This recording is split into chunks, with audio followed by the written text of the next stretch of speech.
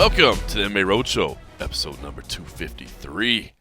My name is John Morgan. Cold Coffee is with me here in beautiful, sunny Las Vegas, Nevada, here at the Casa de Cold Coffee on a Thursday afternoon. January wrapping up, but I'm telling you, I look outside out here in the expansive Casa de Cold Coffee grounds out here. The sun is shining. It's I don't know, about 60 degrees or so out there, you know. The real feel 62. It says it's 57, but it definitely feels like in the 60s. You know, maybe a little chill in the air. Enough for a guy like me, a Texan, to put a coat on. Put a jacket over top of your shorts. Yes, exactly. A Buckeye like you is just rolling around in a T-shirt. We're good. I saw somebody today when I was out running some errands, saw a guy that was, I don't know if he was trying to exercise, but he was just in T-shirt and shorts. I was like, look at you, bro. I was like, you are going hard. But then I was like, I bet he's running, so he's probably warm. I was like, but I was just like, that was a strong play. I was like, this guy is willing the summer to come back early. I'm telling you, man, you can't beat it. Life in Las Vegas is good. I mean, this is a nice time of the year. We got beautiful weather here. It does get a little hot in the summer, I'll give you that, but it does. We don't have to deal with winter. There's no state income tax, you know. It's true. You know, we got cost of living's not too bad. It's a good. I'm just saying, it's a good place to be. Good Great foods. Restaurants, entertainment. We were just talking about that early. Like, people. you know, when you're in some places, you're kind of limited. You know, you might have one or two little small restaurants that is different from the norm and that everybody sort of gravitates to. No. But besides that, it's your Red Lobsters. It's your Olive Gardens.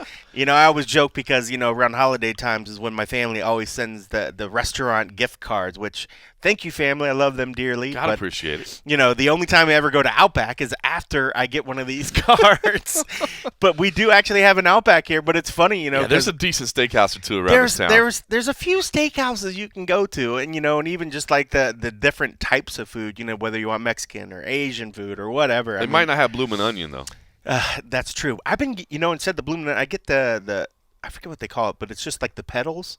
The onion petals. So instead of like the big massive, if you don't want the full bloomin' onion, you can ask for, I think it's like the petals. Granted, I don't go there enough to actually know what the real name is, but you can ask for something less, and it's good.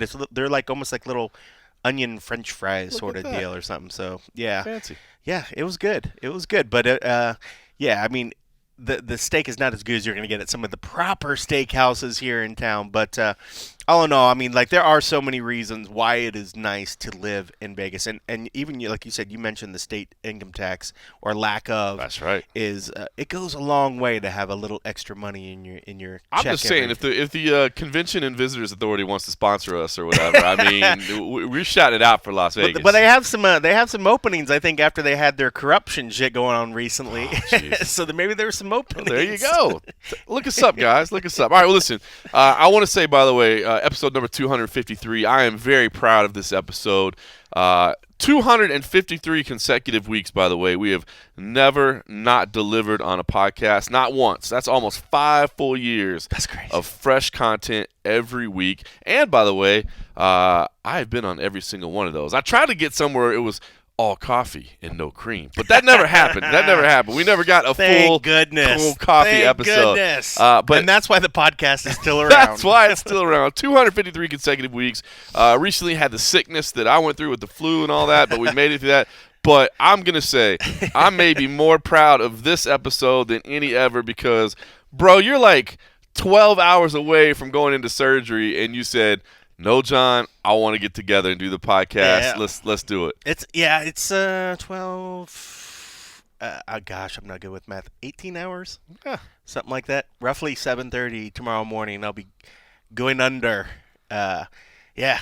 Well, I mean, honestly, too, I'd rather almost be doing this and talk about fighting, MMA, and something else instead of just sitting in my head thinking about the oncoming surgery because it does you no good. It does you no good. Sure, you've been doing that for a couple days, couple weeks now. It's been a couple weeks. Yeah. You know, ever since you know it's coming and stuff. But no, this is nice to kind of just change it up a little bit. You know, do this before, then got to pick Mom's up from the airport. She's coming in for this, so yeah. I mean, it is what it is. And I do want to say thank you for the people that have reached out and said things on Twitter and whatnot. I really, really appreciate it. You know, it's funny with stuff like this. I wanted to put a whole like Facebook post together and because that's half of how I talk to half of my friends and families on that. But every time I started thinking about it, I just didn't have the energy to keep going. Nothing sounds right, Right. and how you're going to try to word it. And I don't want it to be like, hey, all, send me something to feel better, because ultimately that's what it is. You want the good vibes. All right. But part of it too, like I'm not a big religious praying person myself, but I do like the access to a large pool of friends that are religious and praying types. Like, I'm not saying I can speak to God, but if you would for but me, if y'all got a direct I line want to to put in a good word for the me. man or woman upstairs, feel free That may to, or may not exist. that may or in may whatever not form exist, you think in it does whatever or does not ethereal exist in. form, however many limbs it might have, whether it be a spaghetti monster or not. I do appreciate though those that have reached out and did it. I mean, I think anybody, I think that's the part we all think about is, when it comes down to it, when you're in the hospital, but it is just you and your thoughts. And even I think at the end of our lives, it's you and your thoughts and whatever beliefs you have. So I think any of those points in your life where you're able to sort of just reach out and sort of feel something from other people that Right. you're not alone in this world, it does help. It does feel good. So I appreciate those that have helped out. And For sure, man. I saw a lot of those messages, so that was cool to see. one of the funny ones that I saw today. Fuck, I gotta find it. He was like, I can't wait to come. I want to say his name because, dude, it was fucking hilarious. I was like, dude, thank you very much. But it was like, X Shields. He's like, shout out Ken S. Hathaway. You'll get through this, buddy. Look forward to your questionable takes in the near future. Even that, I was like, dude is sending me good vibes, and he's shitting on me. Busted your balls at the same time. I love it. So thank you, X Shields. That's awesome. That's pretty fucking cool. He's a Texas boy. So that's great. But yeah, I mean, We'll keep the good vibes the show going. man. Yeah, well, I appreciate that. Junkie's been great, and everybody's been good. And fuck, if we had to do this tomorrow during surgery, we would have did it because the show. That's keeps how going. we do. We just straight like it might be better with you loopy off the coming off the anesthetic, and we see those videos where people say like funny stuff. Oh, that might be great. Can you imagine this mouth with no filter? Hopefully somebody's rolling on you tomorrow. Do you have some? Well, it's gonna be my mom and Agent H going to be there, and well, tell them to break the phones out and roll I imagine tape. both are going to be a wreck. Yeah, they will be. And it's funny because I know that H is going to be a wreck, and so people are like, who do I get in touch? I'm like, I should probably give her number just to make it seem like, yeah, reach out to my girlfriend, but. Part of me is like, she's going to be a mess. I'm like, it's probably better to call my mom. Mom's been through some stuff, I don't think it'd be much different with my family. I think if I was in the same position, my wife might not be the one to talk to. I'm like, can you put Eli on the phone? Yeah, talk to my 7-year-old son. He's gonna have it a little bit better together than my wife will. Talk to Eli, please. All right, man. Well, listen, we'll keep your head off this stuff for a little bit and talk some MMA. There's not a lot of fights happening this weekend, but obviously that doesn't mean that there's not stuff to talk about. It is Super Bowl week. If you're an NFL fan, I am not a fan of either the Niners or the Chiefs, so I'll be watching a little. But yeah, I mean, it is the last point where we can watch professional NFL football. I mean, at that point, you just got to watch it. It's just, I mean, you can eat crappy food, you find a reason to get together, and you got to be happy for both those teams, man. Just bringing it. I'm with you. I'm not happy for the Niners, no. Well, dude, they really have turned their stuff around, man. Just think about it. Like 2 or 3 years ago, were nothing. They were garbage, right. And look at them now, man. Their defense is solid. No.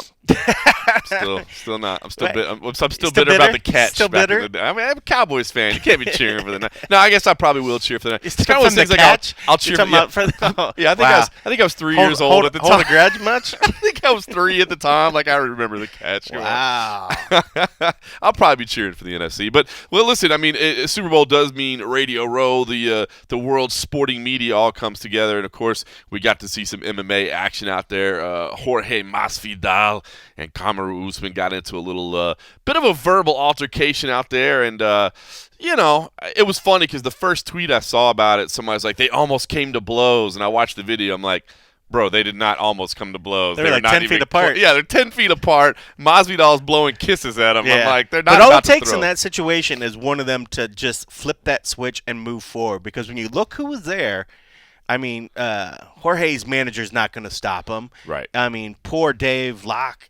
Dave Locke gets stuck in the middle from the UFC. He's the quietest, nicest guy. He's not gonna stop it, and they could have if they really, really wanted to. I'm glad they both refrained. It was enough that gives us something to talk about, which is cool. But it's cool because, I mean, that's real heat. It's building into real heat between these two, more so than just I'm going to talk some words when I'm up here on the stage after a fight or whatever. It is generating some real heat, and that's the kind of stuff that ultimately it's just fun to watch. It is. I mean, if you can keep it clean on the outside, don't do something where it's actually – if they would have came to blows, it would have left some bad mark on MMA. People would have said it's a bunch of thugs. Somebody starts throwing a chair or something like that in the middle of the media row. But now row. You get casuals. They're gonna be like, "Oh, these are the two guys that were on the NFL, the Super Bowl weekend that were going at it, right?" So the casuals are gonna start getting into it. I mean, so I love it. I love that there's real heat starting to bring between these two, and the fact that that would be an incredible fight. So to think that there's some real emotion behind it is pretty cool. I like that it's building. I like we posted a clip. The Jim Rome show sent it around to us, and we were able to use it. But Masvidal, I thought, had a great line where he was saying, Usman likes it when people talk trash. It gets him riled up. He's like, so hold on, this isn't for you. This isn't for fans. This is for Usman. He looks straight at the camera and starts going at him. He's like, I will embarrass you from start to finish. Masvidal's great. I will say. And I like Kamaru Usman a lot, man. I got to call a couple of Titan FCs with him back in the day, and before he was champ, and I covered his career on the way up, and I like him a lot. I will say that trash talk is not exactly his specialty. I was editing. Both of them aren't really all that. Well, but Masvidal's just got that swagger that, like, whatever he says, even though it might not be like that great of trash talk, it just comes off as cool, right? You're like, yeah, bro. It gives you that look like. Tell me that was bad. Exactly. And I'm gonna come over there and I'm gonna two-piece you. So tell me that cut was bad. Well, listen, I was editing this piece this morning. Farah Hanoun wrote this piece. It was an interview that Kamaru did with TMZ, right? And I'm literally cracking up as I read this. I want you to read this quote. He says, he did have a great point. He said, listen, I just beat Colby Covington and I handled him pretty well. And Colby Covington used to destroy you in practice. So think if I did that to the guy that destroyed you, what do you think I'm going to do to you? So I like that, right? Mm-hmm. But here's the quote. He saw what I did to the guy that used to punish him and torture him every day at practice. He saw what I did. Now he better shut his little mouth before I fill his ass with a bunch of that Cuban coffee. Keep running his mouth. He ain't going to nothing. He just ran up and didn't do nothing. I was dolo. And two things here. First of all, I did not know dolo was a word. I'm going to admit that, and maybe it just shows that I'm old. He tweeted it the other day, and I thought he just made a typo. I thought, because the S and the D are right there by each other, I thought he meant to say that he was solo, and he just typed dolo, and it went out. But he said it in out loud, so he meant to say he was dolo. I've since been informed that is slang, meaning that he was alone. But if the word is solo, I was solo, why do you need a slang word that says I was dolo? Like, it's like you're just making rhyming words. That doesn't need to be a word. So that's first off. I learned that that's a word, and I think it's a completely unnecessary word. The second part is when he says he's going to fill his ass with a bunch of Cuban coffee, that stood out to me. But he doubled down on that one as well. Later, in another quote, he said, talk all you want, but I'm going to let you know, just like I did to that guy that used to torture you every day, I will fill your ass up with all that Cuban coffee. What does that even mean? I'm going to fill your ass up. I understand the Cuban connection there. Hot coffee or cold coffee? Well, first maybe of all, he's trying to give him what do they call him, an enema? Isn't there a coffee enema? Yeah, he's trying to help him out. Looking out for his health. Looking out for his health. Colorectal health. Colo. I'm rolling Colo. Dolo Colo. I'm getting, so I just want to say the Usman trash talk game is not quite on point, but you said it. I mean, Dana White the other day said, listen, everybody knows that's the fight to make. And I wasn't sure. To be honest, I wasn't sure. Because I think a lot of the public sentiment was Conor and Masvidal. And I did like that idea. But the fact that Conor kind of shut it down and said, basically said that he wasn't interested in it, then I lost interest in it. If you're not interested, then there's no heat. Now there's heat building here. There's stakes on the line. It's the belt. It's the actual belt.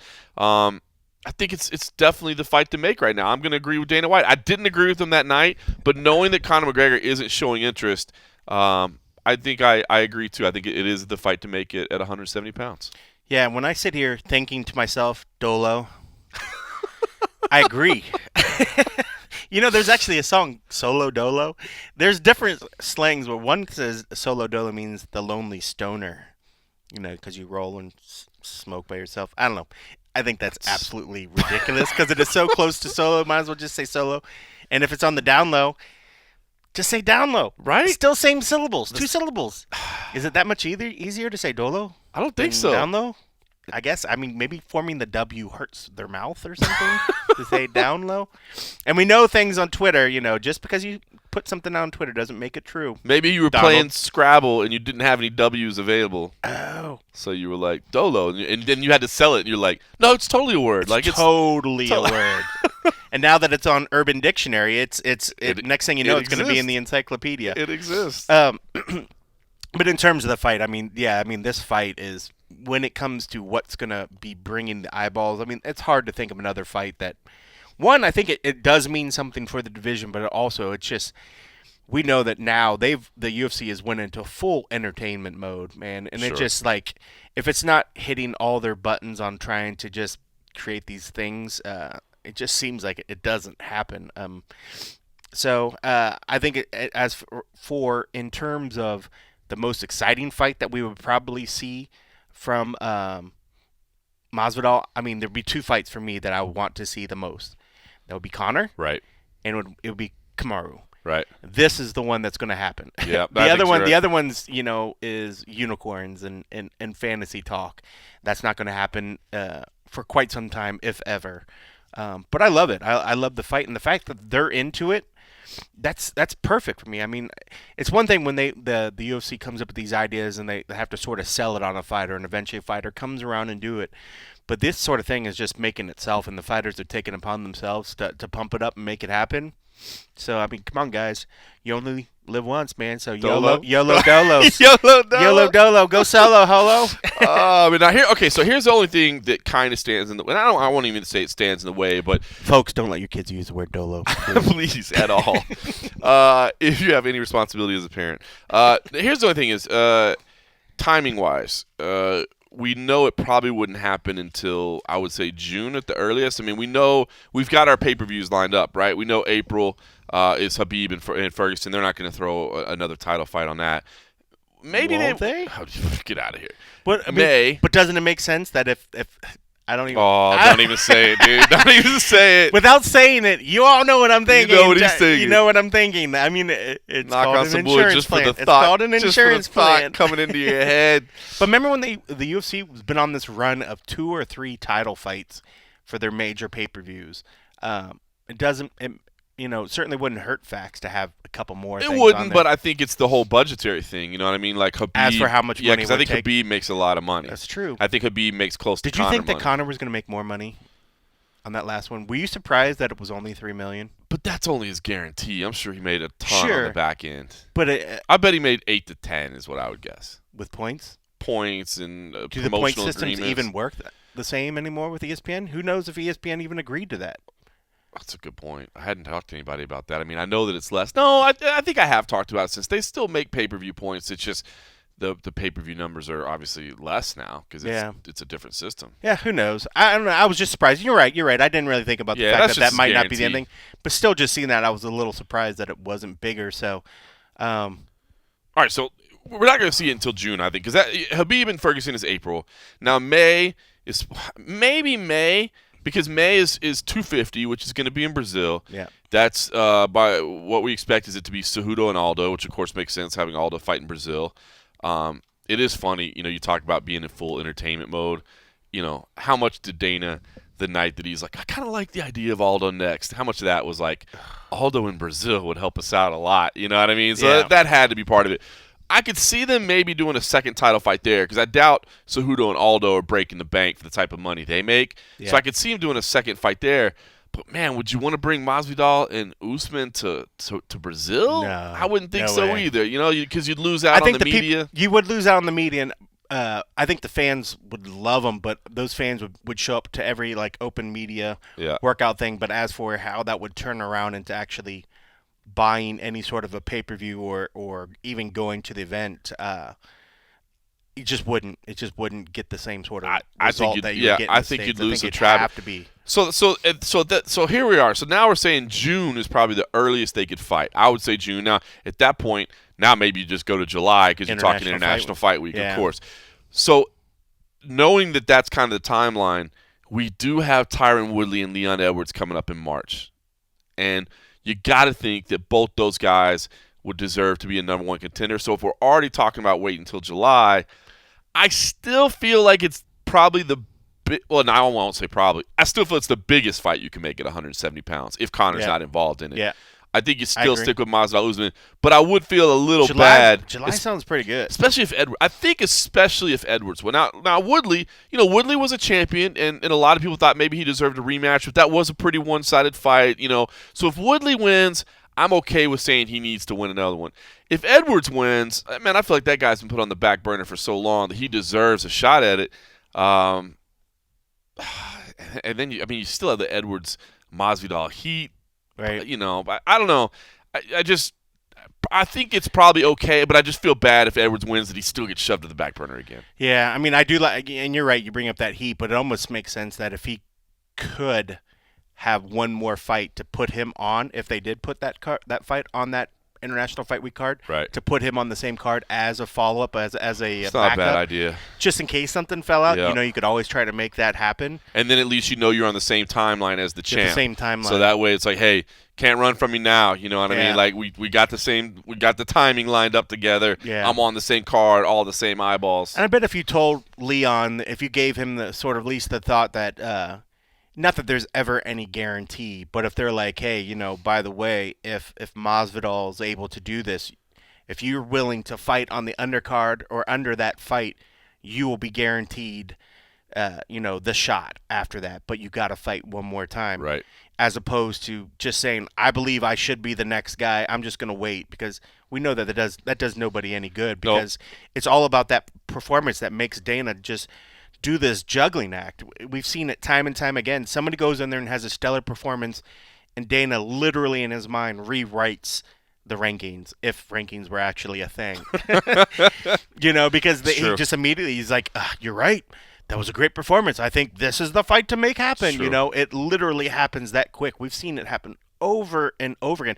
Even Kamaru, after I want to say one of his wins, did he fight at the Palms or whatever? I felt like we had a presser at the Palm, and he had a great performance, and Dana was just like, "Yep, this is the fight. We got to right." And it was after everybody had been kind of shitting on him for the whole 30% thing and all that. So yeah, you're right. I mean, listen, it's scary, because when you're talking about, man, I'm right there up towards the top. I get it. It's scary to think, man, I can't keep going out there, because if I keep going out there, I might not get my title shot. It might slip away, and I know that title shot means a new contract and big money, and so I understand the logic of saying, like, no, I'll sit out and wait. Yeah. But you're right. In Dana's eyes and in the fans' eyes, if you're not out there, I mean, you don't gain momentum sitting on the sidelines. And if there is something to be said about being known that you're on the same schedule as the champ or the guys fighting, I think that is big when you think about it. And I think more of them are so worried about having to fight, and then say something happens, there's an injury or something that causes them to have to wait while somebody else is recovering, or something themselves. I think there is something to be said about, if you're on the same timeline as your next desired opponent, that if everything goes well for both of you guys, you've done everything to keep yourself right there in the running. And if you put on a great performance, it's like gladiator shit out there. If you put on a great performance and the fans are literally screaming and crying your name and they wanting more, Dana and them are going to make it happen. Here's to your point. So pulling up Usman's schedule just to remind myself a little bit of it. Now, January of 2018, he fights Emil Mek, and that's the one where he wins, and afterwards he tells me in the back, he's like, man, I was only operating at 30%. I think people took it out of context. He was just saying, I was not 100%. Now, he didn't say I gave 30% effort. 30%, yeah, he said, man, I was only operating at like 30% because I wasn't myself, but look, I still got the win. So I think it was taken way out of context. Yeah. But everybody was all over him for that, right? That was January of 2018. In May, he goes to Santiago, Chile, and beats Damian Maia. Good win, Damian Maia, but those cards that are in the South American countries, not pay-per-views, they don't get much media. You kind of disappear for a little while. And it's only us watching them. It's only us watching. Then he comes back in November of 2018, the Ultimate Fighter finale at the Palms, and he beats Rafael dos Anjos. Yes. And from January until November, I think Dana was like, I don't know about this guy. I don't know about this guy. I don't know about this guy. Fans were all over him.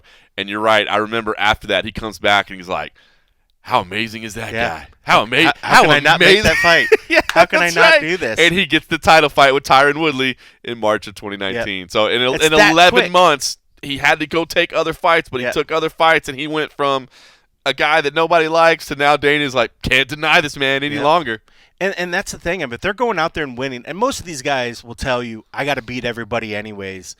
If you're going to put another fight, I'm going to get the money. I'm going to do whatever. But I think it's probably easy to say that knowing when you're still striving for the top than when you're at the top. Everybody wants to fight for that W instead of, fight to get the knockout or fight to, leave your name for somebody to remember. But, he went out there. He did what he did, and he stayed active, and he stayed in Dana's face. And ultimately, Dana was like, okay, that's it. So, I mean, I think in Leon's case, if that was a possibility, if timelines worked, I would just work to be as active, staying right on the timeline.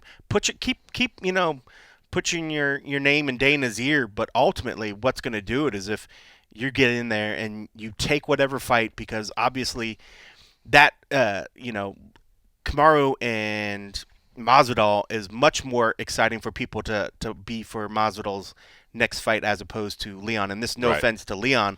Leon's a kick-ass fight. You're talking about one of the biggest stars in the sport right now. Masvidal is one of the biggest stars in the sport right now. They are both so red hot right now that it would be dumb for them to do it. And if anything else, I mean, that's a great card to put your brand back out there. If you get on that underneath it, fighting and knowing that during the fight week you're going to see your opponent. You could be in that media day like we've seen before. We've seen other opponents chirp at the main event, and kind of just keep their name out there. There's ways that you can work the system while still putting yourself in a good position should something happen to get that shot. I agree.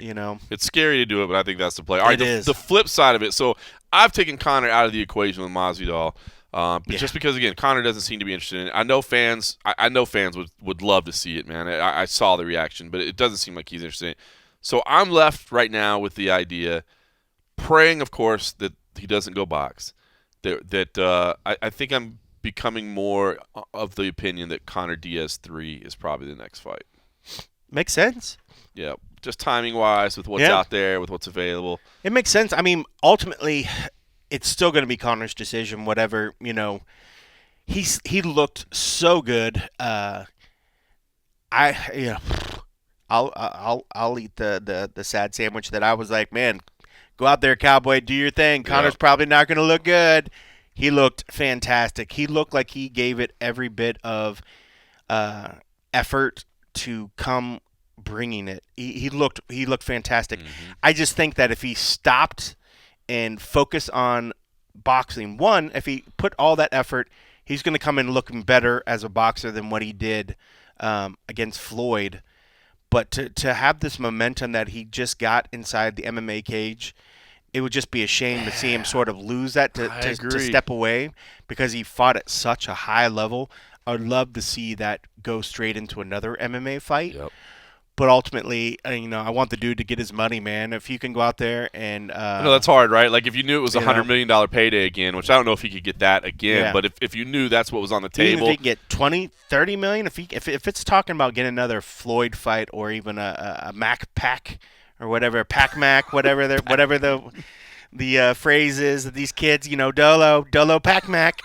I would want the dude to get his money, so I'm not going to be upset either way. At this point with Conor, it's going to be a fun sort of spectacle regardless. Of course, I'd love to see him fight MMA because I like what it does for the MMA sport. Right. But also, too, I like hearing that the dude's going out there and just making mad money. It would be interesting, though.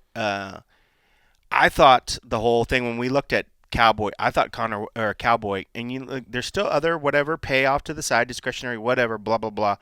But seeing the 200 and 200, I was a little surprised. Do you think, since it was sort of just thrown out there that, hey, this ain't that big red panty night, say a fight does happen with Masvidal, you think Masvidal is going to try to hold out and make a push to make sure that that number is much bigger than 200? I think so as well. Absolutely. I think so as well. No, knowing his representation, Abe Kawa, right? Yeah, they'll it has to be. I was so surprised it was only 200. Yeah, I would have thought it would have been at least 1 million. Like on paper. I would agree. Yeah, you're right. You know what? You're right. Like maybe he got that afterwards or whatever. I'm sure he did. But to have 200 and 200, knowing that second 200 was off the table, yeah, is just really surprising. I'm sure why not 500 flat fee? Something more. I would have assumed it would have been $1 million. I would guess the Cowboy made more than $1 million. I would hope that he made more than $1 million for that fight. I'm thinking he did.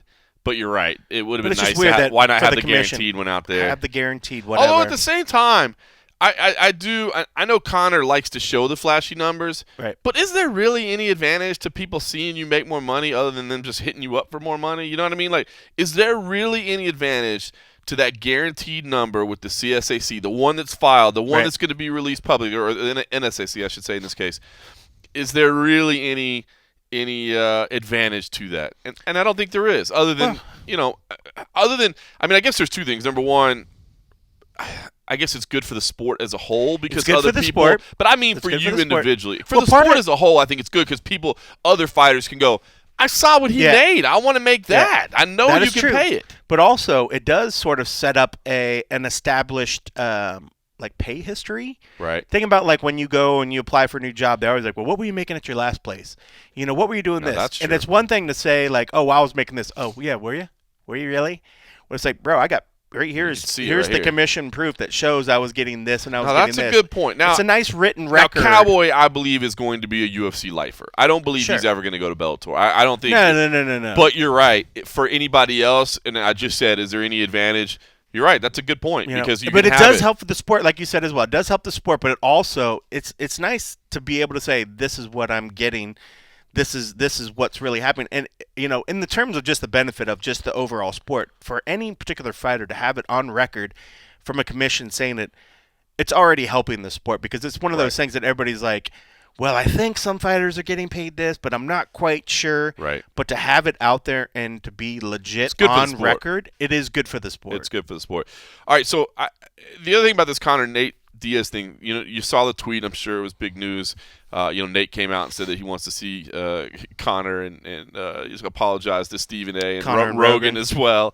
I did think maybe Nate doesn't need to tweet that, so I did think maybe that was him saying, you know what, let me poke the bear a little bit. It's not like he's buddies with Stephen A. Unless I'm surprised if they are. I mean, it's not like he need to come in there and defend his honor or something. I think you're right. He's just poking the bear. I think so too. I think so that makes me think that he's like, all right, let's get this fight together. Let's go ahead. I'm ready for it now. So why not? We'll see. I will say one more thing I want to say about Stephen A. Smith. I don't want to necessarily go into that thing considering it's 2 weeks old and we've talked about it a little bit. But the funny thing about it is I never believed that would be as massive of a story as it was, man. The comments going back and forth on that situation. I mean, you could just see the numbers on our share count on MMA Junkie. I mean, it was by far one of the most shared stories we've ever had in the history of the website. I thought that was crazy. And then what was even crazier to me was people in the comments section are like, why are you guys covering this? Nobody cares. I'm like, nobody cares? There's more clicks on this than like almost anything we've ever done in the history of the site. I mean, when it's coming down to the fact of you're having a huge sports organization like ESPN, the largest one, arguably in the world, right? And having one of their people come out there and make their takes on the sport. One, I think a lot of people realize that as the sport became even more mainstream after the adoption of ESPN, now you're having their personnel, being assigned MMA things, so they're putting their spin. These are the guys that you're seeing covering basketball, football, boxing, you name it. They're prime guys, and so you're going to getting takes that maybe don't fall in line. So when these don't happen, you got to understand that these people are reaching a large mass population. So what they say has an impact on this sport that we all like and appreciate. So it would be a disservice in my mind for us to not talk about when a discussion about a fight that some people, have strong feelings one way or another, how it went. It would be wrong to not talk about the particular story where one guy sort of slander or not slander. Some people took it as slander to how he sort of I thought it said one guy. Some way it was. I mean, I think what he said about Conor was fair. The fact that, hey, we didn't learn. And I mean, we did learn something. But when he came out and defended himself, and I think he explained it better when he defended himself in the second video. From the bathroom? Yeah, from the bathroom as he was. Was he taking a deuce when he was dropping a deuce? The video, yeah, bro, hold the camera up a little bit higher. But I did. He didn't want you to see the toilet paper roll that was in the wall. He's like, I'm at the airport, y'all, right now in the shitter. At that one, I thought he made a better point, which I thought was a fair point. Was like, listen, we did learn something about Conor. Like, dude, he's back. He's focused. We learned that. Did we see enough to think that a fight with Khabib would go different the second time around?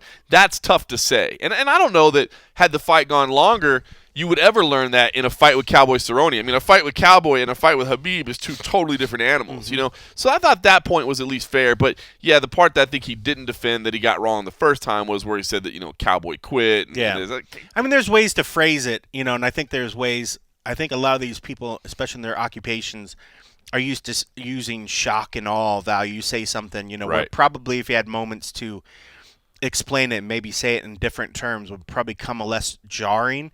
And I think a lot of the MMA fans, we are very protective of our sport. We're definitely we've all been along with the sport, from its infancy, some a lot longer. I've only been around it for whatever. I don't know what year it is, 8 years, 9 years or something. And I've seen it come leaps and bounds. So the ones that have seen it for the 20-some years or whatever, man. I mean, people are very protective of it, and they want people to respect it. But I assume maybe it was this way, too, when, football or some of the other sports started making it more mainstream. Maybe there were people that were like, I can't believe you would say that about my team.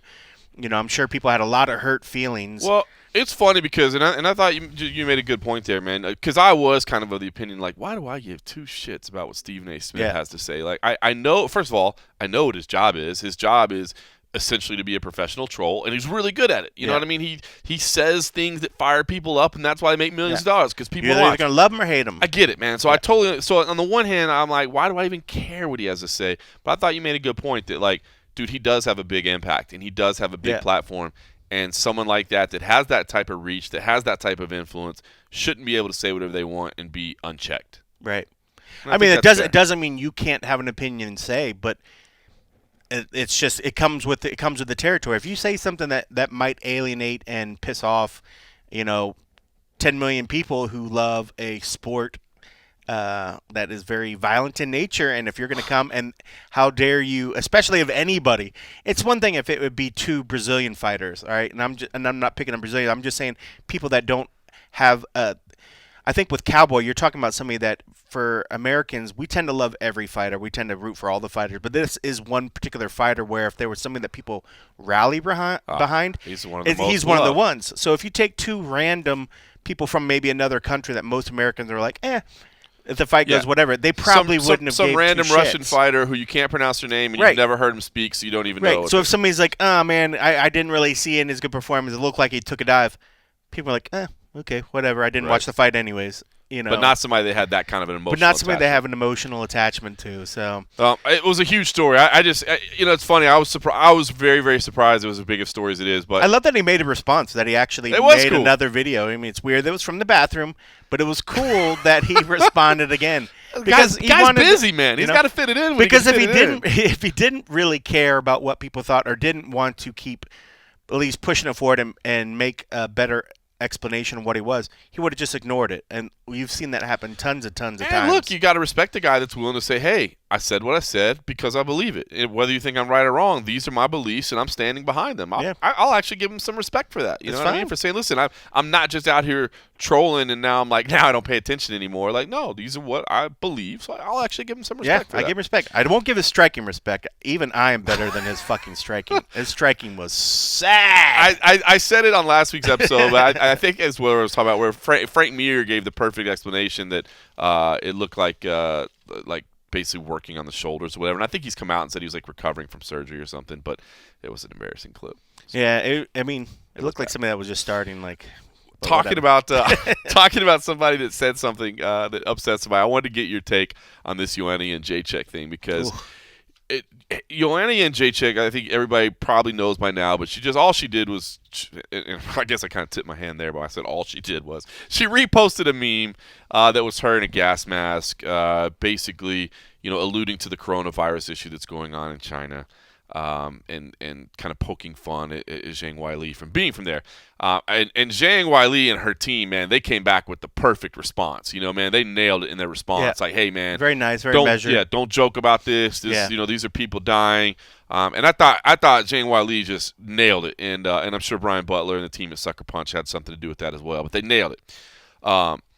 Yeah, her English was perfect in that. Yeah, I mean, come on. Yeah. She did a really good job. Google Translate really was on point for that one. I think her team assisted that one, but they nailed it. But here's what. So this was funny. I put a poll in there. This poll that software that we have on the site. I put it when I posted the story about this, and I said, listen, did you feel that Joanna was out of line?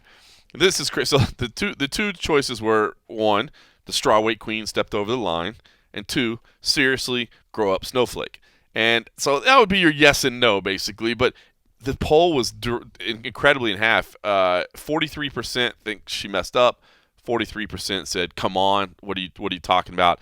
And then in the middle, like kind of no opinion, was 14%. So that's why there was 43. But I found this interesting because I think a lot of people just don't like Joanna, and I think that's maybe why the response was so strong and so passionate, because what I feel like is that Joanna messed up, but I saw some things talking about racist and all this, and it's like, look, it was insensitive because you're right. It doesn't seem like that big of a deal, but it is insensitive, especially when you consider the fact that people are dying in that country.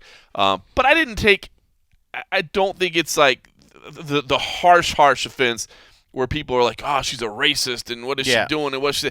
I didn't think that. So I thought it was insensitive. I thought it was dumb to post on social media. I think you got to be careful when you post things like that, because you got to realize you're talking about a massive audience. But it didn't turn me off on her like, oh man, this, what is going through her mind right now. Yeah, and when you put it like that, that certainly feels more like it to me. I mean, it definitely felt like it was more insensitive because, it's just a matter of, people are sick, people are dying over there. And of course, all right, yeah, she's from China, so let me put on my mask, Yeah. And that's kind of like one of those things like, oh, too soon. Like the shit's still going on. Right. It's still going on. People are still hurting. It's still it's not even the getting aftermath. Bigger. It's still happening. It's still right in the middle of things. But when I look at it, it wasn't like there were so many other ways that she could have put something that would have been more inherently what I would have called a racist thing. Right. Like this just seemed like, all right, like this is real life or death shit. It's probably not something that we want to joke about. That's it. So it doesn't strike me as being like blatantly racist, just being just really insensitive at the point. It was a dumb moment, man. It was a poor choice, man. It was insensitive. It was a poor choice, and people are dying. You got to pay a little bit more attention to what you post. Yeah, because there's a lot. I don't know. I don't want to put a bad example of other things that it would felt like, but yeah, just a poor choice of just doing something that probably could have a lot better. She could have took a bigger, higher ground and probably could have used the moment to bring awareness that, hey, my opponent is from a country that is suffering from an ailment right now that people are dying from. So while we're going to go in there and beat the shit out of each other, let's remember that life is bigger than this, and damn, my thoughts are going out to them. She would have just gained some fans right there, She would have gained fans. That would have been huge. That's the thing. I mean, like, if there's ways that you can look at it instead of, and maybe it was just her team or maybe it was whatever. It was like, look at this funny thing where instead of choosing a moment, now she had to backtrack and, like, cover her butt. And this is what I was trying to do. You would hope that her team would have chosen the team that she has around her. They could have found a moment to actually build herself up. Cold Coffee would be the guy with the measured, positive, inspiring response. There's only moment. They say that this tumor, it causes personality differences. So if I'm not a raging asshole, I have my moments. The tumor's touching in some good places right now. I know. It'll be gone soon, folks. It'll be back to you. That's good. Dirty old nasty coffee. All right, well, listen, we talked about the fact that there's not a ton of MMA, but there is some this weekend. I did want to say one is in action. They've got a men's strawweight bout between Joshua Pasillo, the champ, against Alex Silva. I was starting to say the Filipino contingent is in action as well, so there's a lot of the good Filipino fighters are fighting in the Philippines there, so a lot of their rosters there. LFA 81 is on a Friday night as well. I don't have their finalized lineup yet. Access TV, man, when LFA was on Access TV was great about their PR and sending out, weigh-in results and lineups and all those. And now that LFA is no longer on Access TV, that's kind of changed a little bit. So they need some help with their PR. And I think Fight Pass as a whole, they need like a PR agent that's helping everybody, man. Yeah, there's so many little organizations. So many little organizations that have no budget that if you could help them all out, I think that would be a good thing. I watched a fight that came on last night, the WXC. Warrior Wednesday? Yeah, Warrior Wednesday. It's a funny little organization, isn't it? But it was like I just happened to see, like, I think an email came out, and I was like, what is this? That you never hear about. There's just too many organizations. Not that there's too many, because I love the fact that the Fight Pass is giving all these organizations a platform. Oh, it's cool. There's live fights almost every night, which is great. But you're right. I mean, they need to try to push these things out, but again, that's a cost, man. The UFC PR people are already spread thin, trying to cover all these. No, you'd have to bring in some people that only focused on that. Bring in some more people just to work with all these other ones, and even then, you'd have to start divvying it up. Just take these three. Yeah. Okay, you're going to take these three, and you're going to take these three. It'd be hard. It would be another state. They need it though. I'm telling you, they need it though to help because you don't know. Give me a reason to want to watch Fight Pass. I mean, I know there's fights on here, but why do I want to watch this fight? Just because I think that's MMA as a whole, right? Like, we all like the sport of MMA, but you need to know, why do I need to watch this? Is there a great story that I need to follow, or is there some real stakes here? What's on the line? That's what Dana's always loved about the Tough House, and even now a little bit with some of the stories that come out night of on the Contender Series. But that's the stuff that he was like, I'm trying to stay separate. I don't want to be, swayed any particular area. But when you hear the stories, it's like, oh, how can you not, want to give this person a contract? And the same thing with the Tough House when they go in there. You have all those weeks of learning these backstory that is just, it gives you a reason to want. There's just so much events out there and so many fighters that I'm sure have so many incredible stories that, unless you're from an area to where you can kind of go out and watch these guys either through their amateur or to be able to see them at an event, if they're in your backyard or something. I'm sure there's just a ton of great stories out there that we don't know about that it would be cool to hear that stuff. It was that Tracy Cortez versus Maria Agapova fight where he was like, I watched the packages. I just want to stop the fight and give them both deals right there. You don't need a fight. You don't have to fight. You both get deals. And lastly this weekend, CFFC, Cage Fury Fighting Championships, is back in action on Saturday night on UFC Fight Pass. Saturday night. Fantastic broadcast team in action. Really? Myself, CM Punk, and Jessica Penne will be on the call. I'm actually leaving tonight. The fights are Saturday. I'm actually taking a red-eye tonight out to Philadelphia. It's at the Parks Casino out there in Philadelphia. So, be sure to tune in CFFC on Saturday night. So I suppose. Come on, I suppose so. What else do you got to do? You'll be laid up. Literally be laid up. All right, listen. I don't know if I can pipe in. I wonder if their TVs. You can watch on your phone, man. That's true. The great thing about Fight Pass. You can be laying in a hospital bed recovering from surgery on your spine to remove a tumor, and you can still watch Cage fights. Fury Fighting Championships on UFC Fight Pass, no matter where you are. If Cold Coffee can watch it from the hospital, I wonder if I can get a shout out. I wonder if I can get a shout out on the broadcast. I think we can do that, man. I'll if you find a way to work in coffee somewhere in there. It doesn't have to be me just like taking in the fights, enjoying some nice coffee here. I'll work. Okay, that's easy. I'll work that in somehow. I mean, Punk always works in like some Paul Felder reference. Does he really? Oh yeah, That's hilarious. He always finds a way to shout out Paul Felder. So I'll work out the cold coffee. That way you figure it out. It'll keep you interested from your hospital bed. All right, listen. Speaking of other organizations, the PFL is still a few months away. It starts in May, but they announced some kind of cool stuff, man. They're doing this international qualifier series where they're partnering up with promotions from around the world. to host one-man, 4-night tournaments, basically. So you got to fight twice in one night, win 2 fights, and if you win that tournament, you make it in to the PFL. You get to be on the regular season roster, hopefully advance to the playoffs, and for that compete for that $1 million at the end of the season. So pretty cool stuff that they announced. I've said it, with Bellator and Ryzen, man. I love it when organizations can work together and figure out a way to do things, and these smaller organizations to be able to partner up with a bigger promotion, have a place for their fighters to go to. It's a pretty cool thing. So this morning, actually, I had a chance to speak with the PFL CEO Peter Murray, and he kind of shared his thoughts on what's going on with that series and kind of where they're going and what they're targeting in 2020. So here's my conversation with Peter Murray. Hey, John, it's Peter Murray. Sorry I missed your call. Hey, no worries, Pete. How you doing? This still work out as a good time for you? Yeah, it's totally fine. Good morning. I'm on my way down to Miami for the Super Bowl. Oh, tough assignment. Yeah, honestly, it's just more about just catching up with a lot of folks in the business. Well, listen, let's talk about this news. I mean, this is kind of big stuff for you guys, kind of expanding the global footprint. So I guess I just wanted to start out with figuring out kind of what the idea was. What was the concept? Why did you start thinking, hey, this is something, we need to look at? Well, we're a leader in the sport. We have a global stage, and we're in the market for signing the best fighters in the world. And why not do that in strategic markets outside the U.S. with credible co-promotion partners?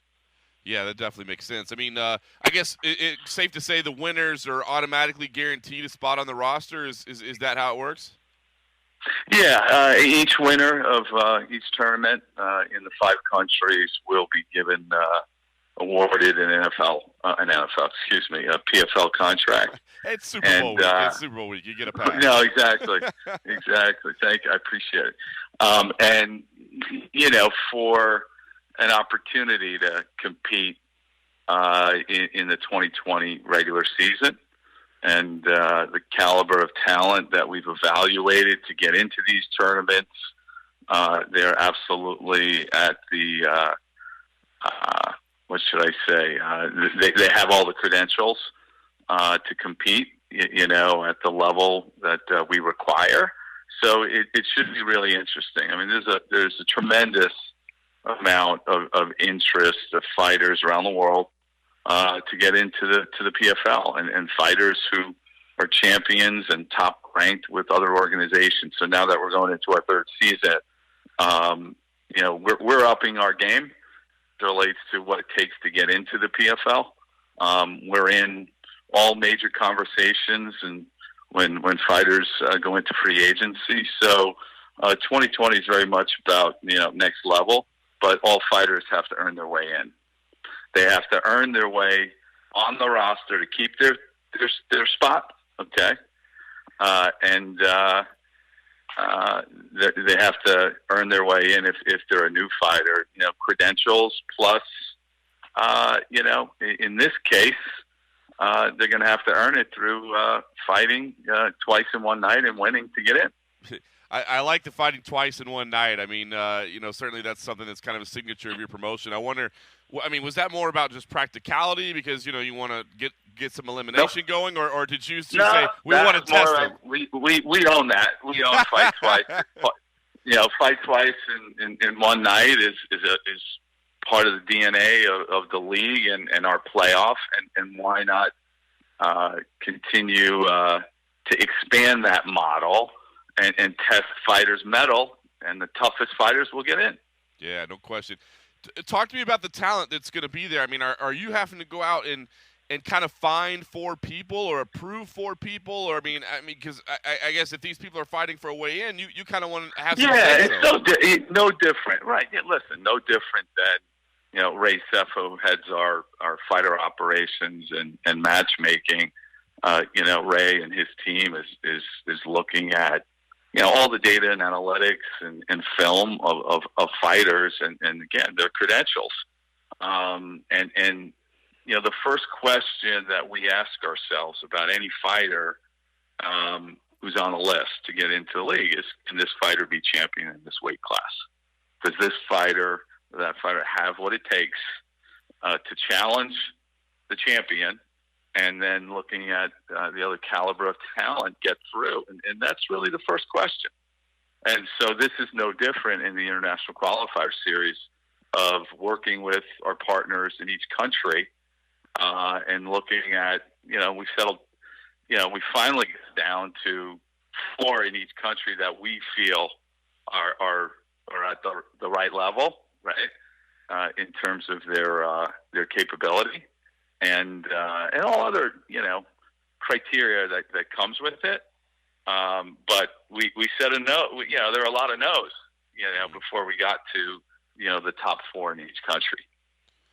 Talk about working with other organizations. I mean, this is not something we see a ton of in MMA. I mean, the UFC famously doesn't co-promote. So, I mean, this isn't a straight co-promotion, but logistically, how difficult is it to work with other promotions and set something like this up?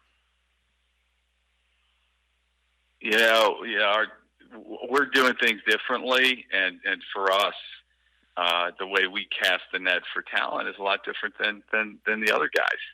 And we're pretty confident in our brand, in our platform, in our format, and to work with regional promotions. We operate on a global stage. Those other promotions are regional.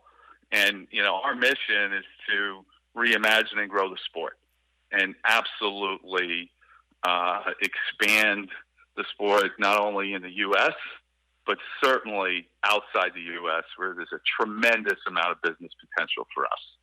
No doubt. You guys are working with UAE Warriors in the Arab Emirates.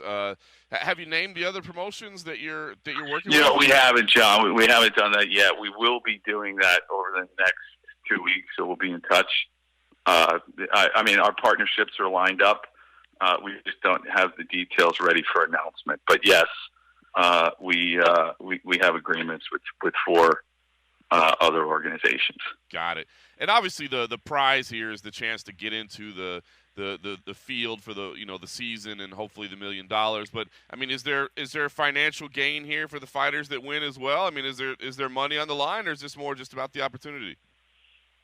It's more about the opportunity for the contract with the PFL. That is the prize to fight, on a global stage with a leader such as the PFL.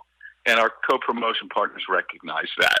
And unlike here in the U.S., promoters, we can't stage events and represent fighters. It's as you know, it's much different outside the U.S. Right. So these promotions are happy to have another outlet for their talent. Yeah, no doubt.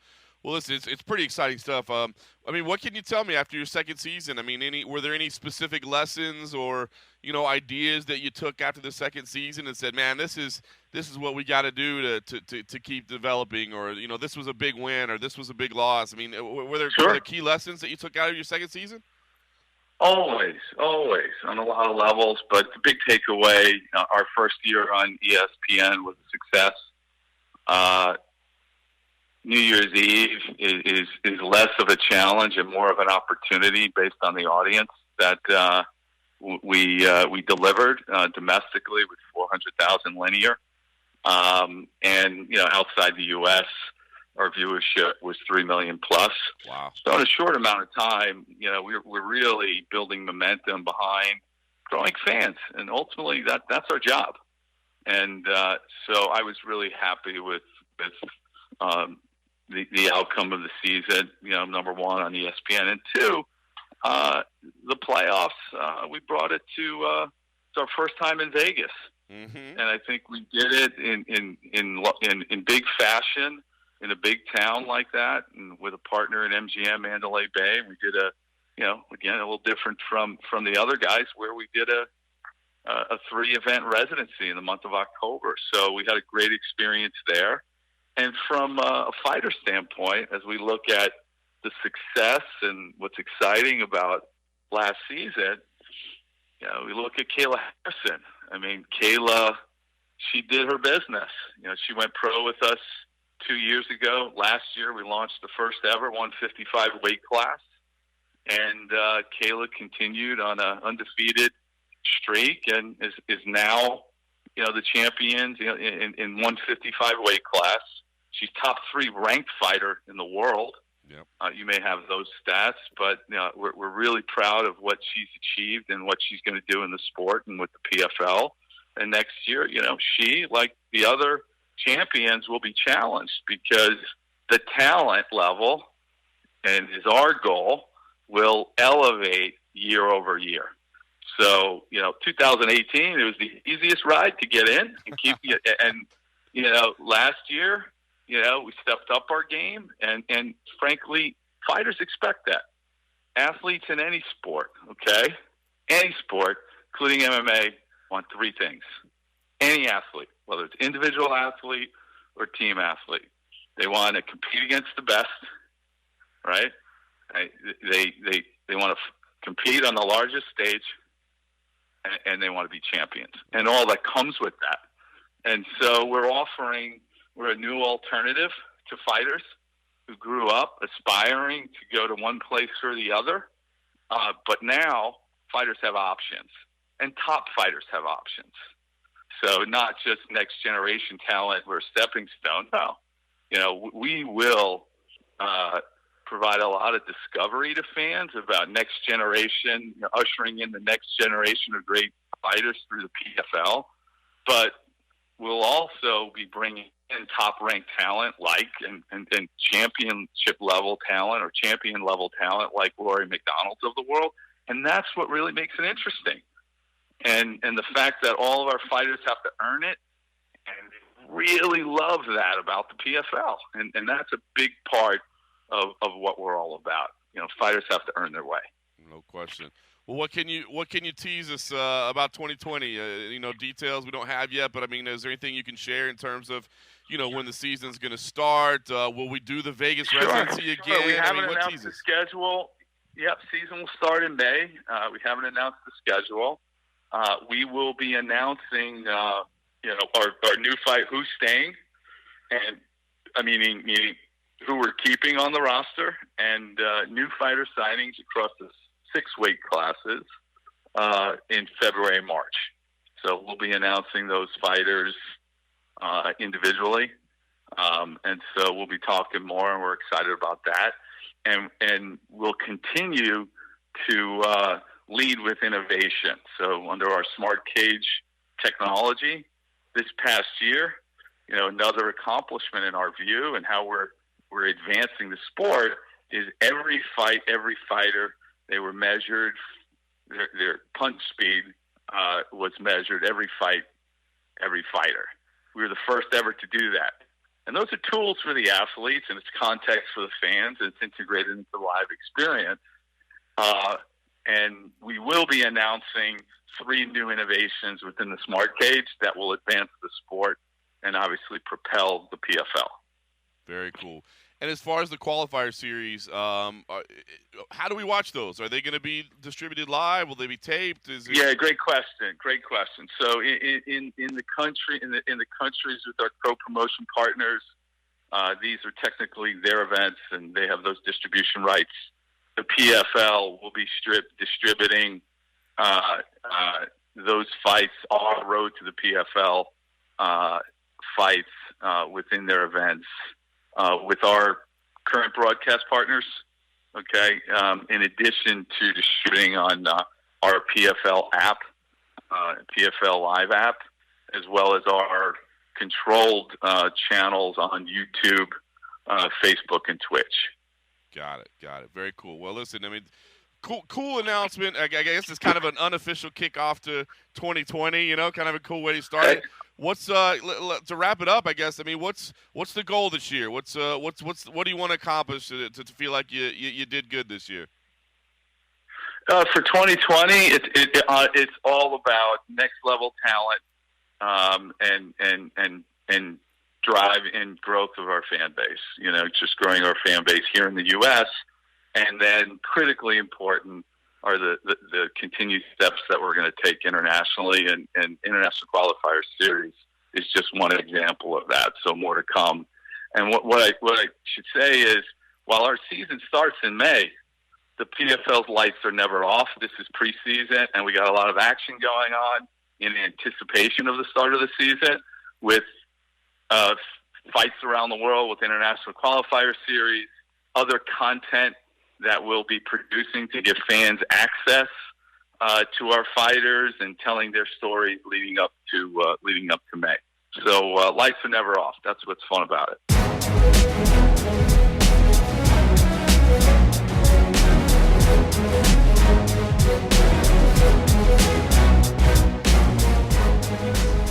Okay, so there it was. Pete Murray, optimistic about what the PFL is doing in 2020, throwing out some audience figures there that might surprise some people. I know certainly surprised me. I was a little surprised to hear it, but I like what he's saying. And boy, the other thing too that I thought he keyed in on that I think people are so, I don't want to say ignorant about sometimes, but just don't think about is when he said, listen, of course we're trying to grow in the U.S., but we've got opportunities internationally, man, and there's so much opportunity out there. Boy, and that's what I've tried to stress from day one when you have all these people that are like, man, is the popularity of MMA, does it seem like it's, falling short? Does it seem like it's plateaued? Like, dude, you're looking at one market, man. You're talking about the U.S., open your eyes, bro. There's opportunity everywhere, and that means TV deals everywhere and money everywhere. I mean, there's opportunity internationally. So it's cool that they're hearing that as well, because as he said, man, options for fighters, that's a good thing, man. That's just a good thing, another place for people to be able to make some cash. I think it's good. I saw Lance Palmer over the weekend, man. I was like, that dude has made $2 million. You know what I mean? Like, how amazing is that? I mean, that's awesome to see things like that. So good for him. Should say, by the way, if you like what you're hearing, and I don't see why you wouldn't, it's high quality MMA content. So if you like what you're doing, make sure that you're subscribed to wherever you pick it up. My preferred platform is Apple Podcasts. Make sure you're subscribed in there. Make sure you tell some other people about us, man. You got some other friends that are MMA fans. Make sure they're listening. If you can go in there and leave us some feedback, some reviews, man. Love it when people leave some reviews on the podcast app, so you can hopefully leave us 5 stars. We appreciate all that good stuff. So help spread the word, man. It means a lot to us. So listen, I mentioned running into Lance Palmer. I ran into Cub Swanson over there as well. I was at a Bellator 238 this past weekend.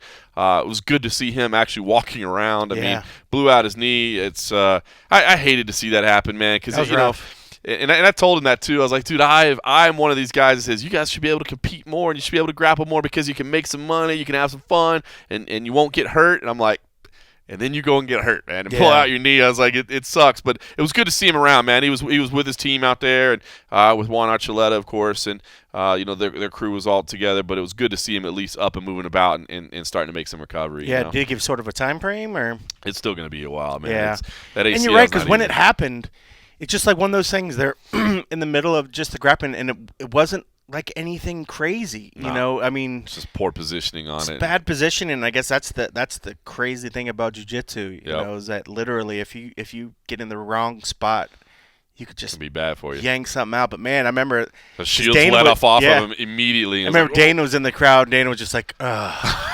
But he was like, he wasn't the only one. I know. Everybody was just like, no, I can't believe we just saw that happen. So ridiculous. It was so terrible. A couple quick thoughts on Bellator 238. I haven't talked about it much since, but Cyborg is still Cyborg, man. And it was the atmosphere. I got to say, man, the Forum is a really cool place. In the pre-fight podcast, I didn't rag on it, but I did. It's funny because when you go and you do a show at the Forum and you stay at the hotels in Inglewood, I mean, you basically never leave LAX, you know what I mean? So you don't get much of the LA vibe. But as far as a location for a fight, man, that venue is cool, man. It's just something about it's the right size, the seating is set up. I don't know, but it was a good atmosphere. Cyborg, I thought, looked fantastic.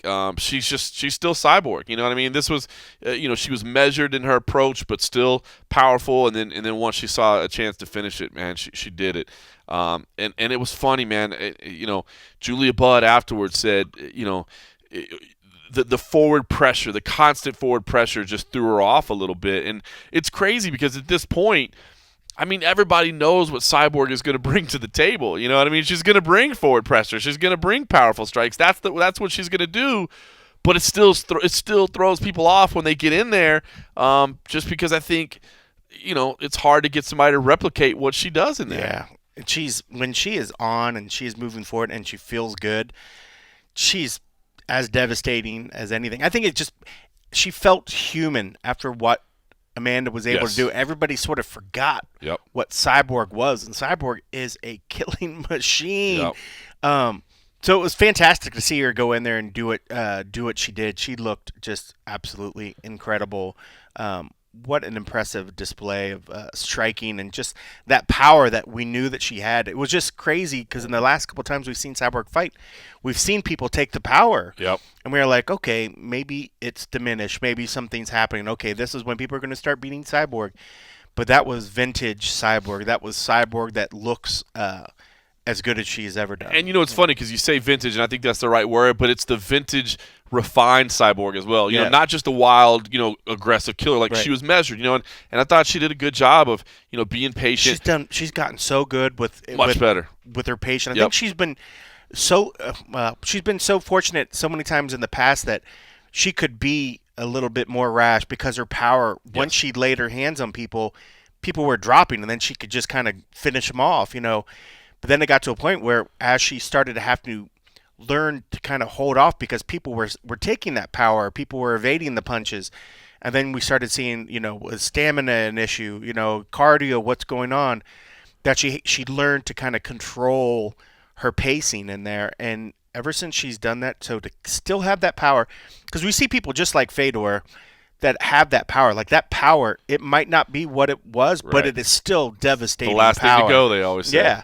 So now the fact that she's got the power and she's controlling herself a lot more, she's maturing. She's still maturing into the sport. So I mean it's wonderful. So I'm good for her to be a champ again, and it's going to be tough to take that away. It's going to be very tough to take that away. Darian Caldwell, man, I think he looks like a different animal at 145 pounds, man. He looks healthy, man. I mean, his weight cuts were awful at 135. And he looks healthy, and he's fighting great. I felt bad for Adam Borix because I like that kid a lot, man, and you could see the emotion on his sleeve. That was a great fight. Sergio Pettis had a phenomenal performance, didn't he look like something. That was fun, and it was cool too for Sergio to come in afterwards and just be like, yeah, man. He was like, I was nervous as hell, man. He's like, I don't tell you guys that ahead of time, but I was nervous, and this is but that looked like the biggest power shot I think I've ever seen him deliver. I mean, like devastating. I was like, holy cow, where was this guy at? Devastating. Good for him. Raymond Daniels, obviously, he is very special when it comes to striking. That was a great performance by him. There was a really cool moment. I wish I had my phone on me so I could record it, and I didn't. I was standing at my camera ready to record the scrum, and my phone was sitting back at my computer plugged in, and I wish I would have had it because Jason King, who Raymond Daniels knocked out, is married to, I should say, Emily King, who won the first fight of the night by beating Ava Knight. Now, Emily didn't come immediately back to the back to do her winner's interview because she wanted to watch her husband fight, right? Well, her husband gets, defeated pretty soundly, we'll say, by Raymond Daniels. I mean, if it was he got beat up, if it was just an easy way to say it. And it showed Emily briefly, kind of emotional afterwards, of course. Nobody wants to see that happen to a loved one, not your husband. But because she waited to come back, her and Raymond Daniels ended up in the back together. And it was so cool because Emily was leaving the scrum and Raymond was walking to the scrum. And they were both walking, in the same vicinity. And Raymond stopped and talked to her and was basically like, hey, kind of apologizing to a degree, like, I know this is difficult for you, but, your husband, saying good words about her husband. And it was just so cool. The two martial artists, he was basically being, congratulations on your victory tonight. You looked amazing. Your husband is a fine competitor. I really appreciate you guys taking the fight. And she was so cool about it too because, she's like, no. She's like, listen, it's two sides of the coin. You know what I mean? Like, we need opponents as well. And you're just going in and doing your job. There's certainly nothing personal, no hard feelings. It was just a cool moment that, they didn't have to say anything. They could have just passed in the hallway and nobody said anything, but to take that moment to say, hey, listen, I know what you're going through, and, I respect and appreciate you, man. I thought it was a cool moment between martial artists, That is cool. It was cool to see. And then, shout-outs to... Then he leaves the room, and then she starts bad talking to him. That asshole. That asshole.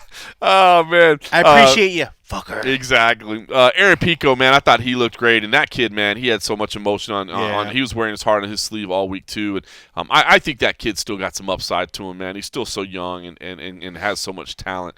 I think he's still going to be something. That was a big win for Aaron Pico. AJ Agazarm, I've become fond of that guy, man. He's a good dude. He's become quite fond of you? Yeah. Hey, we're boys. There we go like that, man. I like that guy. My boy J.J. Wilson, I told you guys to look out for J.J. Wilson. He went all the way to the second round this time, but he's still undefeated. Curtis Millender, that guy's always fun to talk to, man. He had a big win as well. So a lot of fun out there at Bellator 238. That was good. It was a good card, man. It was. I really did like stuff. it. Same night, just briefly, the UFC card in North Carolina. By the way, if you listen to our pre-fight breakdown, I said make sure you catch the first couple fights of the night. I was like, then switch over to Bellator and then come back for the end. And boy, did I get it right, man. I nailed it. I just want to pat myself on the back right here, man. There you go. Herbert Burns with a big knockout over Nate Landwehr to start the night. Man, just phenomenal highlight there from Herbert Burns. Then Brett Johns, Tony Gravely was a fun fight. Brett Johns is tough, and he deserved that win. But Tony Gravely, man, that guy is going to be good, man. He's got a ton of experience, but I just like that kid, man. He's got a great attitude and a great work ethic, and I like him. I think he's gonna be good. And then you wound up with 6 straight decisions. It kind of slows things down a little bit. I said I thought the middle of the card would be a little slow, but then man, Angela Hill came out and had a big win there. She's on a little run. Alex Perez looks like he might be a contender at flyweight. Michael Chiesa, man, that dude is the real deal at 170 pounds. And then Curtis Blades, the big win there. Curtis Blades, happy for Curtis Blades. He's talking about title shot, and he is up there at the top. He's just in a rough spot right now, man. But with the 2 losses to Ngannou, he can't really be calling for a shot until Ngannou has one. You know what I mean? Now, if Ngannou loses to Jairzinho Rozenstruik, okay, then you start talking, because I'm sure Rozenstruik will be like, well, what about me? I'm 5-0 now. I'm the hot new commodity. But Blades could say, hey, back of the line. But he's or at least just behind me. At least behind me, yeah, exactly. It's a second in line. It's just behind me. But the other thing too is you just got to get a title fight in there. And Stipe, you can't really blame Stipe for giving Cormier the cold shoulder a little bit, right? I mean, Cormier did it to him. Yeah. But hopefully they get something announced. He knows it's a tough fight. I mean, it's no guarantee. He went in there and looked really good the last time he fought Daniel, but you're right. He made him wait, and there's probably easier fights for him out there. So if you had your choice, would you pick the guy that was a dominant champ? Or no, but I've got the different attitude than these guys. I would take the easiest road possible. These guys I was like, give me the toughest test possible. I want to fight the toughest. I'm telling you, I would not. I would be like, dude, who is the suckiest guy you got that I can still get paid? Yeah, that one. I want that one. That's the one. Who's the worst matchup? Like, who has the easiest style for me to beat? That's what I want. It's be like, Dana, you guys got a great promotional. Find a way for the number 34 guy to be the guy I fight, and you guys spin him like he's the new upcoming thing. Talk him up, man. What do you mean he's 0-0? That's fine. He should deserve the title shot. So you're saying he's undefeated in the UFC? He's undefeated. Someone's always got to go on this one, fellas. That's great. All right, listen, I mentioned not a lot of MMA this weekend, other than CFFC, of course, which you definitely want to tune in for. The other stuff, it's okay. But Cage Fury Fighting Championship, Saturday night, UFC Fight Pass, that's solid. You're going to want to watch that. But I will say, if you're looking for something a little different, World Lethwei Championships returns this weekend. It's actually kind of overnight tonight, basically. I would imagine by the time most people listen to it, it'll already happen. But, of course, that's the great thing about Fight Pass. You can just pick it up on demand. It happens from over there in Myanmar. I've become a fan of Lethwei. I enjoy it. It is, of course, a striking art. It's everything is legal, basically. Punches, elbows, kicks, knees, headbutts. And you only get to wear hand wraps. You don't wear gloves either. It's pretty wild, and the atmosphere that you get there is pretty intense. But I'd heard some rumblings that they're looking to expand. They do shows over in Myanmar right now, in Southeast Asia, which is where the sport originated. But they're looking to spread. They're looking to go international, including a show in the United States in 2020. So with that in mind, I had a chance to speak with Gerald Ng, I think is how you say it. It's Ng, I apologize if you. It's kind of it's not really a good English equivalent, I guess, but he is the president of World Lethwei Championship, and I think it's pronounced Dolo. Maybe Dolo. I had a chance to speak with him about the event and about kind of his plans. And so, if you're looking, like I said, if you're looking for something a little different on UFC Fight Pass, their event is Friday. And here's my my conversation with Gerald from World Lethwei Championship. Hey, Gerald, can you hear me? Yes, I can hear you loud and clear. Ah, fantastic. This still a good time for you? Yeah, for sure. No worries. It's fight week, so it's a crazy time. No, I understand. Let's get into it, man. I mean, start out. I mean, Lethwei obviously is kind of a new thing here in the United States, or at least not a well-known thing. So, give me an idea just kind of how you started and how you kind of got into it. I mean, was this something you were passionate about or just a business opportunity? How did you get into it? I was a big martial arts fan growing up, and worked in one championship for a bit, and I've always been crazy martial arts. But even for a big martial arts fan as myself, growing up, you never really hear about Lethwei. It wasn't one of the sports that people talk about, and I guess it's because Myanmar wasn't that open back then, and there wasn't access to quality content. There wasn't really professional promotions putting up events. So we created World Lethwei Championship about 4 years ago. A bunch of Burmese businessmen who sponsored World Lethwei, sponsored one championship, and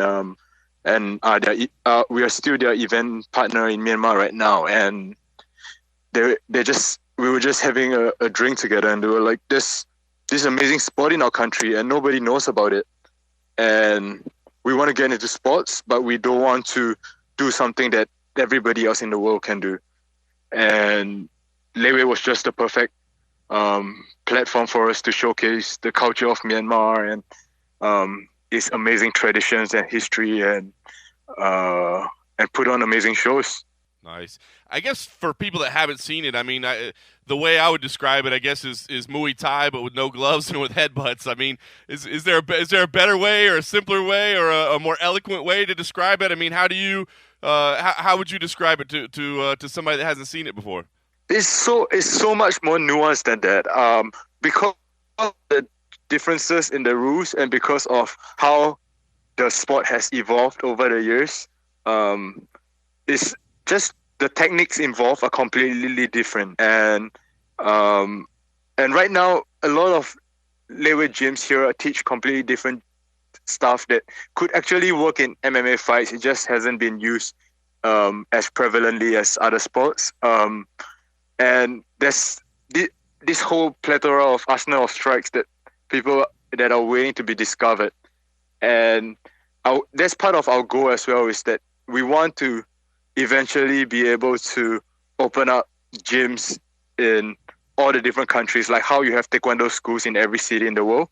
Our plan is to be able to do that for Lethwei, and then that's our gateway to making it mainstream as well, and making people understand that it kind of looks like Muay Thai, but it's completely different. So I was going to ask you, I mean, what is the acceptance level of Lethwei in Myanmar? I mean, I know it's kind of it's that's the host nation, so to speak. But I mean, is everybody okay with it? I mean, it is a little bit violent, a little bit graphic, or whatever. I mean, is it something that's accepted throughout the country, or is it a niche sport, so to speak? What's the acceptance level there? It's ingrained in the culture of Burmese people. Lethwei has been around for 1,000 years, so it's kind of part of everyday life for them. So it has a huge fan following here. But most of the promoters here, like I said, are still doing it in a really old-fashioned way. So fans know about Lethwei. Some hardcore fans love Lethwei. But they've never seen Lethwei partner together with amazing promotion, amazing production quality, and that is what we're trying to do. We're trying to elevate the level of the entertainment value with watching Lethwei with our show. Yeah. Give me an idea of like the career of the athletes. I mean, guys that do this, can they do it a long time? I mean, it does seem like it's maybe more physically taxing on guys than maybe other martial arts or other combat sports might be. I mean, is the long-term health of these guys a concern as they compete? I think what we're seeing now is that Lethwei is kind of the ultimate striking martial art, and it might not be for everybody right now, but it will eventually. And we are already commissioning a few studies with universities, with hospitals, both here and internationally, to find out the long-term effects of doing Lethwei against doing other martial arts. Every kind of sport, basically, American football, soccer, they all come with inherent risks.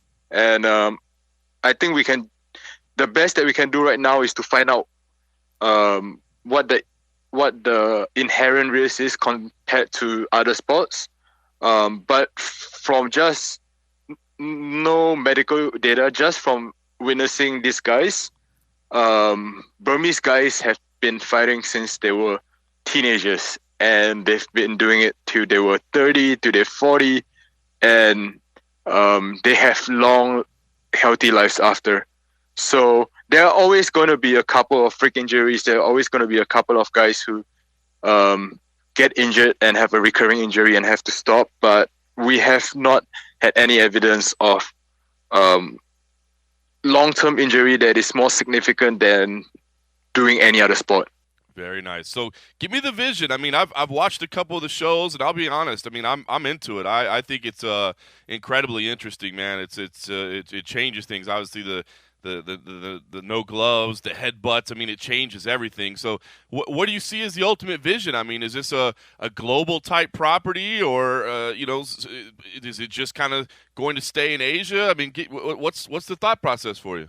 No, absolutely. We have huge plans in 2020 to expand globally, beginning with Cambodia, Thailand, Japan, and we're going to do our first show in the US in the fourth quarter of this year. And we believe that there's a legitimate position within the whole mainstream sports media landscape of Lethwei content. And the way we try to position ourselves is we sell ourselves as combat sports to fans of the UFC, fans of MMA, fans of kickboxing. But with these guys, people have been accustomed or conditioned to MMA, and when you talk to an MMA fan now, you think that it's so easily accepted, but it wasn't like that 20 years ago, and basically that's where we are at right now. And we believe that we can go on a similar trajectory for Lethwei, and we also position ourselves in a way where if you're not a huge fan of the striking in general, to incorporate the culture, the country we are in, of the people, and it becomes kind of when you watch the show, you see Lethwei right now in Myanmar. So we've only done shows in Myanmar so far, and you watch it and you will want to go to that place as a destination, both to check out World Lethwei Championship as well as to check out the destination there. So I feel like there is that space within the sports market for us, and we've expanded so quickly in the past 3 years. The sky really is the limit. That's awesome. As far as the United States goes, have you started to look into regulation and that sort of thing? Is it going to be an issue, or does it fit within the guidelines that we currently have in place in the United States? I think if you just look at what the UFC did in the early 90s, that's kind of where we're at right now. There are states that will accept us. There are places where we can hold shows, and there are also commissions that are state first in their refusal to sanction Lethwei at this moment. But the initial discussions, and we are pretty advanced in these discussions, are that we can have a plethora of states where we can do our show in, and with getting our foot in the door there and starting and proving to them what we do and the impact on the athletes, we believe that eventually it can be accepted all over the country. Nice. You've mentioned MMA. I know Seth Baczynski came over there, and things didn't go so well for him. Are you planning on having more kind of crossover type fights like that, where you take MMA veterans? Is that in the plans, or did his maybe lack of success shy you away from bringing over MMA fighters? No, not at all. And Seth was an amazing professional. He was he came in, did everything that you want a consummate professional to do, and he left, and he was incredibly excited about the opportunity and the experience, and he's been talking to everyone in the US about our show and trying to get fighters to join World Lightweight Championship. And we are in 2020. We've done 10 shows so far. The show on Friday is going to be our 11th. And what we're going to do as we expand events and with more shows internationally is get more recognizable names to compete in Lethwei. And I've spoken to hundreds, if really encouraging so far. So we're really, really close to signing a few guys that almost anybody who's into combat sports will know. UFC guys, ex-kickboxing champions, karate champions, taekwondo champions. So it's really, really exciting times. And any major name that becomes a free agent right now, we are going to be going in there with an offer.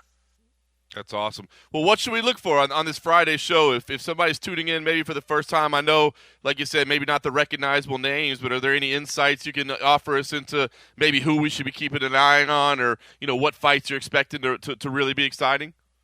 So the main event is the middleweight World Lightweight Champion, and right now the current champion is this Burmese guy by the name of Tutu, and in Myanmar he's recognizable all over the country. He can walk on the streets without people stopping him for photos. He can go anywhere, and but on his whole martial arts career, he had one blemish, which was he went to Thailand when he was really, really early in his career, and he lost to a fighter from Uzbekistan. And this Uzbek fighter, Namjom Tutapov, his career after that fight, after that win, has been on a skyward trajectory as well. And he's one of those guys that he could beat any of the best in the world at any given day, but just that he doesn't have the international name right now.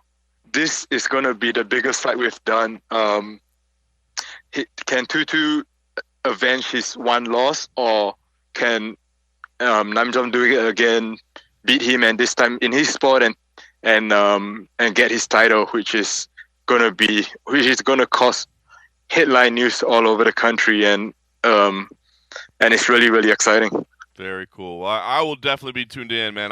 You can count a fan in me. I have really enjoy it, man. The music in the background and the whole atmosphere, man. It really makes for something fun to watch. But I guess if maybe you're approaching somebody for the first time, or they haven't tuned in, how do you pitch it? What's your sales pitch to them to say why they should tune into Fight Pass and check it out for the first time?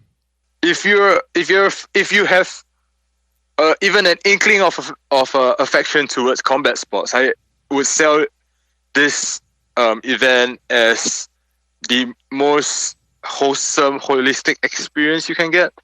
And I don't know if I'm using the word right, but if you want to be entertained by fights, and like you said, if you want to enjoy the whole experience that goes around the fight, and you want to experience the culture, then this is the one event you should definitely watch, and you'll be fascinated by what you'll learn in terms of the crazy techniques that these guys use.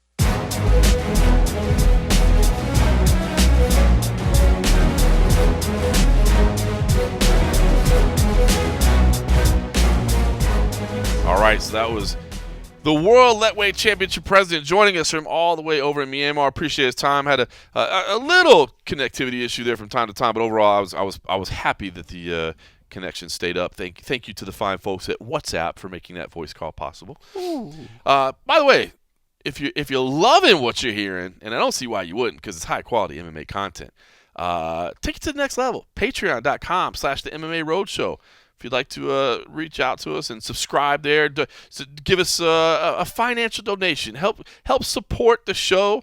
There is a cost involved in it, not to mention, we're just giving you all this content for free. Yeah. We certainly would appreciate it. Yeah. It would mean a lot to us. Somebody's got to help replenish the frosty beverages. The frosty beverages, that's a significant cost. Almost as much as the server cost. Yeah, I don't want to talk about it. But no, we would appreciate that. By the way, that's something I really want to work on this year in 2020 is kind of building a nice community there. And with that in mind, I will say Patreon member Hans Bjorklund, he had asked recently about Frank Mir and how he's feeling after stem cells. And so I wanted to follow up with him. I'm actually going to do it kind of spurned a little thought in me, and thanks to Hans, I'm going to do a little bit further story on this and basically the whole stem cell process and what's going on. So I'm going to do a little bit more on it. But I had a chance to talk to Frank Mir the other night, and so I wanted to give Hans that update, and of course everybody else. Frank Mir did go down to Colombia and get the stem cell treatment. Of course, they have to go basically outside the United States because the stem cell treatments are not legal right now. The FDA, I think, is a little bit hesitant to get involved in all that stuff and get it approved right now. So you have to go outside the country to do it. And I guess once you do it, it's recommended to take a month off. I guess to kind of let the process take, so to speak. The cells kind of do their thing. So he just took a month off, but he's getting back in the gym right now. So he's just starting to get back to training. I think actually this week was the first week he was back in the gym. And my understanding is he has nothing on the books right now with Bellator, but he does have one fight left on his deal, as best I understand it, and he's looking to get something booked quickly, actually. So maybe something in the next couple of months we'll have some news on Frank Mir and what his next fight is. But he is back in the gym, starting to get himself into shape. Said he was a little more conscientious than he has been in the past of letting himself get overweight when he doesn't have a fight booked. So he was a little bit more conscientious about this time, so he doesn't have as much to kind of lose. And like I said, we're actually going to do a little bit more research on the stem cell stuff. And another one, another shout-out I want to give to the Patreon community over there as well. I did get a chance to see, of course, myself and Cold Coffee. Both you can reach us both on there. There's a messaging platform there on Patreon. If you're a member of, you can certainly reach us out. And I did want to give a shout out to Jared Sorensen as well, man. I saw the messages that you guys were sharing back and forth ahead of your surgery, man, and I thought that was pretty cool of him to chime in with his words of wisdom and words of encouragement. Yeah. So, man, that's maybe cool. I'll share some pics on there for our Patreon. Oh! If anybody wants to see some random ass pictures of tumors on spines, yeah, give us some tumor pictures, man. So that would be huge, man. Maybe before after picture. What do they put it in like formaldehyde in like a glass jar or something? Let you hang on to it. But I could at least show MRI or like CT scans at least beforehand or something. Well, there you go. If you want updates, join Patreon.com/MMA Roadshow. Cold Coffee will keep you updated on his procedures. So I will not live stream. Like I hear that's a thing that people do a lot of times now is like live stream their like surgeries. Live stream surgery? You're gonna be out though, right? I know it wouldn't be me. Oh, but somebody else does live stream. Like there was something like some woman had brain surgery recently and live streamed it. Can you do that? I mean, I think you can. The doctors would have to sign off with it. I'm sure they did or whatever. Probably for just I don't know, better science, just to show like this is what happens, and if you're willing to show it, could be educational. It could be, and you know what? I mean, I don't know if it would add. I can't imagine it would add pressure. To what they're doing, but I mean, they shouldn't be trying to hide anything, right? Yeah. I mean, most of them are probably already sort of documented in some sense, but you never know. You sign when you go to do the surgery. You sign away the parts they say that this might be filmed because if there is a procedure that can be something that could be used for education, something better. Yeah, it is something like even in my case. I mean, it's not common, but to have two different surgeons, if they have to kind of work it together, this is something they could use to say this is how, if you're taking one surgeon that has to go from the back and one that has to go from the front, how the handoff can happen or whatever. Hopefully, it's like. See what great ways everything works or whatever. I mean, so you kind of sign off to allow them to videotape it and right. to do all that kind of stuff for educational stuff. So you never know. I dig it, man. We'll share whatever you can. Obviously, we'll be sending good vibes your way. I will be in Houston next week. Of course, you were going to be on that show with me, but obviously not making the trip now. You'll be recovering, maybe a few days in the hospital, from what we understand. Based on it's we're not trying to maximize it, but it's a pretty big surgery. We don't make too big of a deal of it, but it's a pretty big surgery. So you're going to be in there for a couple days recovering. I'll be there. My mom is actually going to drive out from Dallas, so I'll see her on fight night. But we will do a show. Cold Coffee has told me he's going to edit this bad boy. I don't make it work. It may be. We'll see how it goes. It may end up being. So if next week it sounds like the intro song doesn't sound right, or the outro isn't good, or maybe the edit, maybe it might mean because I ended up having to edit the thing. But hopefully everything is good, and Cold Coffee has no problem. We'll make it work. Just getting his computer. That's how we do it. We'll make it work. That's it. That's how we do it. We're not 253 consecutive weeks, man. We're not stopping now. Surgery and hospitals ain't gonna stop this. It ain't nothing, man. All right. Well, listen. Like I said, send good vibes Cold Coffee's way. Hopefully, by the time most people are listening to this, he'll be in the procedure, or maybe done already. But hit the man up on Twitter, or hit him up on Patreon.com/the MMA Roadshow, and we'll one way or another we'll have episode 254, and I bet we'll even try to check in with you. We'll see. And hopefully, tell your family to roll some tape when you're coming out of the anesthesia, man. I want to hear you hitting on the nurse or something like that. I was afraid I might do some shit like that. Of course you will. Of course you will. All right, Cold Coffee's gonna be fine. We'll see everybody next week. In the meantime, thanks for listening.